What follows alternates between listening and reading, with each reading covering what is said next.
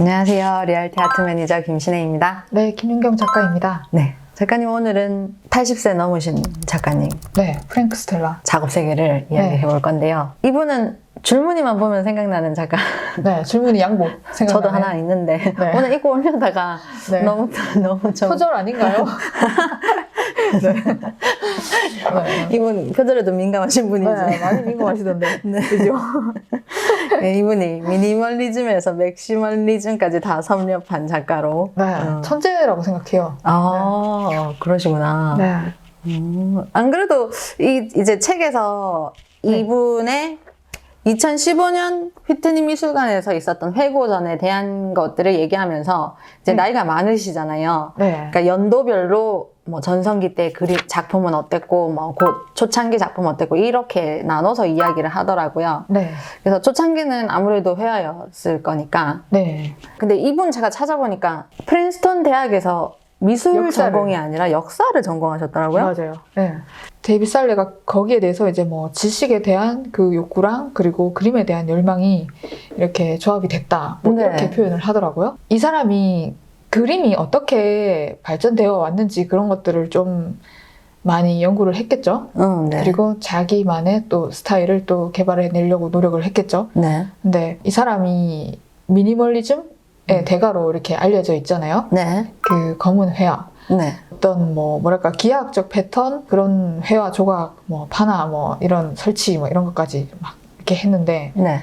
사실 이 사람이 포스트 페인털리 앱스트랙 뭐 이렇게 얘기를 하더라고요. 추상 회화의 후에 이제 회화 네. 인셈이죠. 이제 처음 그 미술 공부를 하게 된 게 자기는 이제 미대 학생이 아니었으니까 네. 뉴욕에 있는 갤러리들을 이제 자기가 방문을 하면서 네. 그때 본 이제 뭐 잭슨 볼록이라든지 뭐 프란츠 클라인 뭐 이런 사람들의 작품을 본 것 같더라고요. 네. 그런데 그런 사람들한테 영향을 받기도 했을 거고 그런데 네. 제가 이 사람한테 조금 비슷하다고 느낀 게 바넷 뉴만이라든지 뭐 딱 떨어지는 색면이라든지 아니면 제스퍼 존스의 뭐 국기 뭐 그런 그림 있잖아요.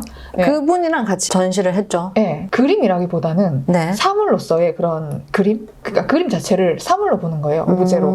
그런 거를 가지고 이제 뭐랄까 이 사람은 아 내가 후기 주상 뭐 이렇게 자기 스스로 이렇게 생각을 했을 수도 있을 것 같아요. 어떤 회화적 일루전이라든지 서정적인 측면 이런 것들을 좀 제거하는 그런 식으로 나가면서 그림이라는 게 물감이 얹어진 평면에 불과하다 이렇게 얘기를 한 거죠. 당신이 보는 거가 보이는 거 그대로입니다. 이런 명언을, 그 유명한 네, 명언을 뭐죠? 남기기도 What you see is what you see. 그렇게 얘기하는 거가 되게 어떻게 보면 성의 없는 거 아닌가요? 성의 없다기보다는 저는 네 진심이가 약간 이런 느낌이 있잖아요. 저는 그런 느낌이 더 들더라고요. 그러니까 이 사람이 내가 이렇게 오히려 강하게 얘기를 하면 그 어떤 일종의 반어법인 셈이죠. 네가 과연 보는 게 다일까? 뭐 이런 약간 그게 더 늘더라고요. 왜냐하면 회화라는 게 그 천재네요. 네, 천재죠. 처음에 이 사람이 미니멀리즘을 할 때랑 네. 그 후반에 완전 맥시멀리즘으로 네. 상태가 완전 다양해지잖아요. 네. 그런 거에서 이제 데이빗 살레는 이게 뭐 장식이라고 얘기를 하는데 네. 사실 장식은 맞아요. 장식이라는 표현은 정말 맞거든요. 네. 그런데 이 장식에 그치느냐 아니면 뭔가 의미를 품는 그런 장식이 되느냐 어떤 네. 장식에 단순한 장식을 뛰어넘느냐 하는 거는 그거는 그 작가에 관한 것이고 네. 그리고 그 그림을 보는 관객에 관한 것이에요. 네. 그러니까 의미가 엄청 확장될 수 있는 매직인 거예요. 네. 그 회화라는 것 자체가. 네. 근데 그 얘기를 천재 화가가 하고 있는 것 같아요. 네가 보는 게 보는 거다. 네. 이 얘기가. 그래서 사실은 물감 얼룩일 뿐이다 이렇게 말을 하면서도 네. 과연 그럴까 이렇게 얘기를 하고 있는 거죠.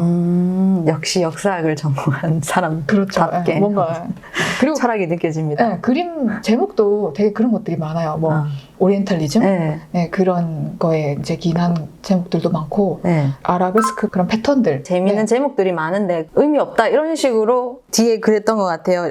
제가 안 그래도 여쭤보고 싶었는데 데코일 뿐이라고 네. 그리고 프랭크 스텔라의 작품 스타일이 카지미르 말레비치보다 카부키에 가깝다 뭐 이런 식으로 얘기하면서 네. 말레비치도 이제 검은 회화를 했잖아요. 네. 근데 말레비치는 정말 그 환원을 하는 거죠. 순수로 환원을 하는 거죠. 아, 정말 많은 그런 군더더기를 다 줄이면서 내가 오직 순수로 나아가겠어 이랬는데 이 사람은 사실은 그런 건 아닌 것 같거든요. 이 띠 자체가 장식인 거예요. 검은 띠 자체가. 그리고 이 사람이 처음에 이제 나는 아무 장식이 없는 군더더기 없는 그냥 물감 그 자체. 네. 그리고 여기 물감 얼룩들이 좀 더 매력을 더할 수 있었던 거가 제가 보기에는 이 사람이 손으로 다 그림을 그렸대요.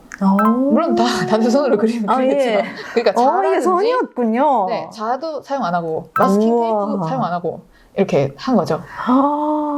그래서 그런 아날로그적인 그런 것들이 이렇게 어쨌든 육안으로는 드러날 수밖에 없잖아요. 네. 그래서 우리가 이제 인터넷으로 보게 되는 그런 이미지들하고는 네. 실제는 엄청 다를 것 같아요. 아. 네, 그런 매력이 더해졌을 거라는 생각이 이분 작품 보신 적 있으세요? 아니요. 아, 그렇구나. 안 그래도 그냥- 엄청 큰 것 같아요. 네. 유사 작품을 참 많이 봤어요. 그러니까 이 사람의 표절에 되게 민감한 거죠. 그런 거예요. 이분의 전성기가 이제 60년대라고 초에서 말이 전성기라고 읽었는데요. 네. 그게 이제 추상화를 팝아트의 경쟁 상대로 만들어 놓았다면서 막 네. 이렇게 하는 말이 되게 재밌었거든요. 네. 네. 그게 이제 이 사람이 네모난 캔버스가 아니라 그 쉐이프드 캔버스죠. 그러니까 형태를 많이 변형한 캔버스를 이렇게 쓰기 시작했고 네. 그러면서 이 그림이라는 평면이 사각의 평면이 네. 그림이라기보다는 하나의 그냥 오브제나 사물로 읽히길 바랬던 것 같아요. 그러면서 이제 뭐 제스퍼 존스 같은 이제 작가랑 같이 이렇게 미국의 아이콘이 되기도 정말 하죠. 일찍부터 네. 몇 살이었지? 33살에 회고전을 하고 막. 네, 23살에 이미 그 모마에서 이런 아이콘들하고 같이 네. 23살에 네. 이렇게 그런 막 되게 큰 그런데 시어터들도 아직도 보고. 그죠? 이런 인기를. 네. 여기서 이제 7, 80년대 그런 조각 같은 입체적인 작품들로 이렇게 나타나면서 네. 편지거리라는 이야기를 하던데요. 네. 그래서 이런 용어가 나오던데 이 용어를 제가 찾아보니까 데이비드 살리는 장르라고 얘기를 하고 이렇게 했던 작가들이 이렇게 나오더라고요. 네, 맞아요. 근데 이게 다 지금 회화인 거죠. 그렇죠. 아니면 이게 트렁프레유라는 기법인데요. 네. 이게 그려진 오브제랑 실제 오브제가 이렇게 눈속임처럼 이렇게 뭐가 트리가트. 네, 약간 그런 네, 그런 건데 뭐 미국에서 이렇게 뭐 윌리엄 하넷이라든지 뭐 존 페토 이런 작가들이 했던 것들은 엄청 대중 친화적인 그런 느낌이 많았다고 해요. 네. 근데 이제 우리는 사실은 되게 컴퓨터 그래픽이라든지 뭔가 기하학적인 그런 패턴 산업화를 거치면서 그런 패턴들이 눈에 더 익숙한 세대잖아요. 그러다 보니까 그 이 사람이 사용하는 도구라든지 그런 것들을 오브제로 해서 만드는 뭐 3차원의 뭐 조각이라든지 네. 뭐 부조라든지 이런 것들이 이 편지거리 회화 형식을 이제 연상시키는 거겠죠? 데이비 살레한테는. 네. 근데 이게 제 생각에는 이 프랭크 스텔라가 그 우리가 왜 그림을 이렇게 재현적인 그림을 그리잖아요. 네. 만약에 내가 인물화를 그려보겠어. 아니면 내가 정물을 저걸 그려보겠어 하면 우리가 연필로 스케치를 먼저 하잖아요. 네. 근데 그런 전통이 회화에서 엄청 오래 지속됐어요. 네. 그런데 그거를 심지어는 이제 뭐 윌렘 드쿤이라든지 뭐 마크 로스코 이런 사람들도 마크 로스코는 사실은 저 사람 뭐 그렇게 연필로 스케치를 했을까? 근데 마크 로스코의 뭐 초기 회화라든지 그런 것들은 추상에 가까운 회화처럼 보이는데도 뭐 연필로 스케치를 한 흔적이 되게 많아요. 그게 어쩐 뭐랄까 되게 전통적인 테크닉이죠. 회화를 만든다고 할 때. 왜냐하면 회화는 너무 오랫동안 재현의 뭐 방식을 사용을 했던 거니까. 그러니까 뭔가를 재현해내는 거에서 네. 완전히 해방됐다고 그래야 되나? 그 시점이 정확히 누구부터였는지는 모르겠지만 프랭크 스텔라 같은 사람은 그런 사람의 한 명인 거죠. 그러니까 이 사람은 회화는 평면인 그런 물건 이렇게 이제 얘기를 한 거죠. 윌리엄 드쿠닝 이런 사람도 뭐 되게 초현실주의적인 그런 드로잉, 연필 드로잉 이런 거를 시작으로 해서 뭐 추상화를 하고 했지만 근데 그런 것들을 이제 하지 않은 거죠.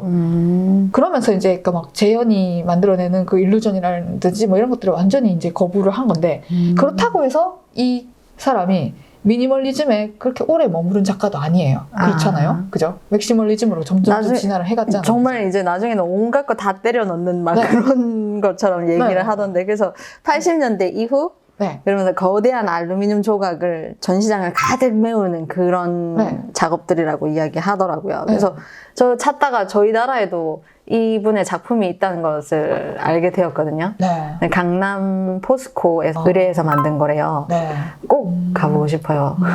네네네. 한번 가봐야죠. 근데 그러면서 설명할 때 데이비드 살레가 이렇게 정말 전시장을 가득 채워서 그래서 이거 가득 채웠기 때문에 뭐 이렇게 그냥 크기만 크다 뭐 이런 이 느낌으로 저는 읽었는데 맞아요. 그렇게 약간 얘기를 하는 것 같았어요. 그러니까 요즘 큰 작품들이 너무 많잖아요. 그러다 보니까 그런 얘기를 하는 것 같은데 커야지 공간이 완성된다 이런 이제 이렇게 언급을 한 거가 있었는데 이 말이 사실은 작품이 커지면서 작품이 공간 자체가 된다. 약간 이런 좀 말이 좀 멋있지 않아요? 그죠? 공간 이제 자체가 되는 거죠, 작품이. 그래서 이제 제가 보기에는 데이비드 살레가 이제 프랭크 스텔라의 후반 작품에 대해서 찬사를 하면서 동시에 까는 약간 그런 느낌의. 진짜 저는 까는 걸로 받았거든요. 네. 근데 이게 그러니까 공간 자체가 된다잖아요. 네. 뭐 별거 아닌 그림이, 그죠? 그래서 그 말이 사실은 말을 정말 잘해요. 네, 말을 참 잘하는 것 같아요. 그러니까 작품을 표현하는 그런 뭐 표현력이. 근데 사실은 작품이 뭐 물론 뭐 예술 작품이 아니라도 큰 물건 뭐 전광판 이런 것들 우리 이제 너무 많잖아요. 그런데도 불구하고 이제 예술 작품이라는 게 스케일이 커졌을 때 드는 어떤 경외감 같은 게 있어요.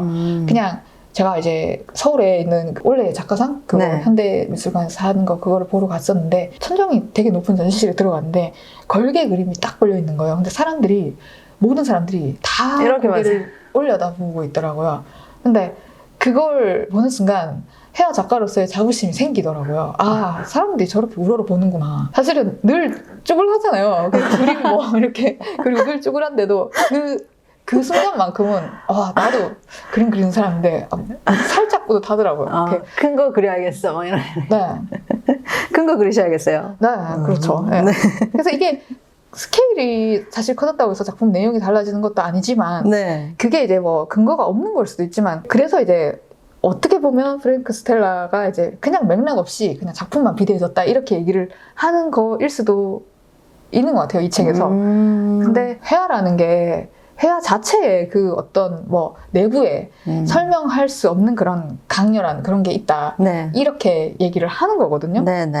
프랭크 스텔라가 그렇게 큰 거를 막 엄청 이렇게 다양한 패턴, 색깔 뭐 그런 걸로 해서 막 완전히 막 공간 자체를 점유하는 그런 거를 만들 때는 의미는 그 작가 자신한테도 뭔가 있을 거고 뭐 되게 낭만적인 제목을 붙이기도 하잖아요.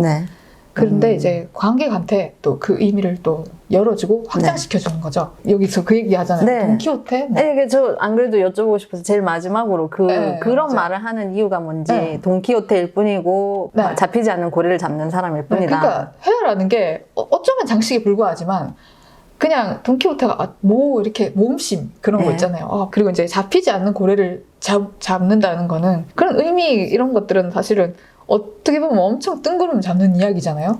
이제 근데도 거기에 뭔가 있는 거예요. 그리고 그게 아무것도 아닌 그냥 장식이 데코 이렇게 얘기하잖아요. 그죠? 장식에 불과할 수 있지만 매직인 거죠. 어떻게 보면. 근데 그런 큰 의미를 품고 있는 그런 매직? 그게 회화의 매력인 것 같아요. 사람들은 뭐 회화는 죽었다 이렇게 얘기를 하지만 그 얘기를 그 미니멀한 거 검은 이제 스트라이프 그림부터 지금까지 계속 하고 있는 거예요. 똑같은 얘기를 계속. 그래서 정말 다양한 변주를 통해서 그냥 천재라는 생각이 들어요. 이제 조금 이해가 갈 것 같아요. 멋있는 사람이죠. 정말 멋있는. 지금까지 천재 작가 프랭크 스텔라에 대해서 알아봤습니다. 작가님 감사합니다. 네, 감사합니다. 감사합니다.